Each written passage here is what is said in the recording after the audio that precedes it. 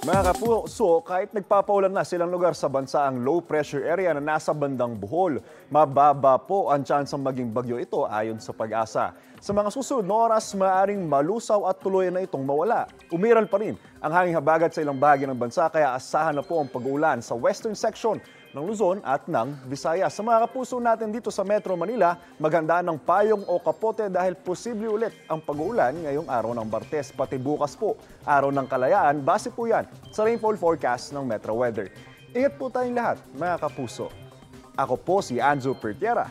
Know the weather before you go. Para mag-safe lagi, mga kapuso. Kapuso, para laging una ka sa mga balita, bisitahin at mag-subscribe sa GMA Integrated News sa YouTube. Sa mga kapuso abroad, samahan nyo kami sa GMA Pinoy TV at sa www.gmanews.tv.